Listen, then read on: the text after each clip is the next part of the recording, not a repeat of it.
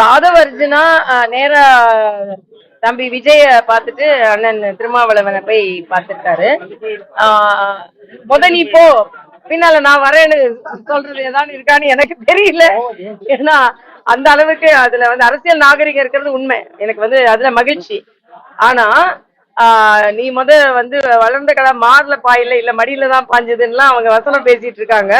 அதனால திராவிட முன்னேற்ற கழக கூட்டணியில் அண்ணன் திருமா இருப்பாரான்றது நிஜமாவே சந்தேகமா இருந்து கொண்டே இருக்கிறது.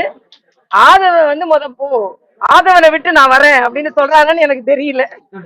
ட்விட்டர் விஜய் அதாவது எல்லாருமே அதாவது இணையதளத்துல மாத்திரம் அரசியல் செய்யாம தளத்துல அரசியல் செய்யணும், திரைப்படத்துல மட்டும் அரசியல் செய்யாம தரைப்படத்துலயும் அரசியல் செய்யணும்ன்றதுதான் நாங்க அடிக்கடி நான் சொல்றது. அவங்க எல்லாம் திரையில இருக்கும்போது எல்லா தலைவர்களும் தரையில வேலை செஞ்சுட்டு இருந்தாங்க அப்படின்னு இறங்கி மக்களோடு மக்களாக ஒரு தலைவர் எப்பொழுது பணியாற்றுகிறாரோ அவங்க தான் மக்கள் தலைவராக இருக்க முடியும். இல்லைன்னா மக்கள் நடிகராக வேணா இருக்கலாம்.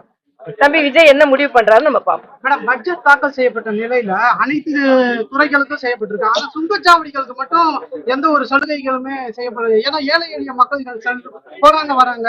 ஏற்கனவே சுங்கச்சாவடிகள் அகற்றணும்ன்ற பல்வேறு கோரிக்கைகள். இப்போ நீங்க ஒன்னே ஒண்ணு புரிந்து கொள்ள வேண்டும்.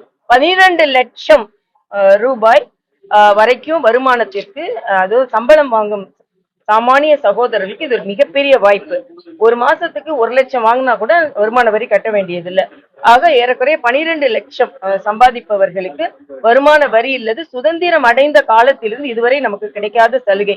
ஆனா இத எப்படின்னா ஒரு நல்ல பட்ஜெட்டா பார்க்கணும். அப்புறம் வேற மாற்றங்கள் வேணும் நமக்கு கோரிக்கை வைத்துக் கொள்ளலாம். இன்னைக்கு நீங்க பாத்தீங்கன்னா ஒரு தேர்தல்லாம் இல்லாம என்ன சொன்னா தேர்தலுக்காக பட்ஜெட் கொடுக்குறாங்க அப்படின்னு சொன்னா தேர்தலுக்கு எல்லாம் இல்லாம மக்களுக்கான பட்ஜெட்டாக மரியாதைக்குரிய பாரத பிரதமர் இதை கொடுத்திருக்கிறார்.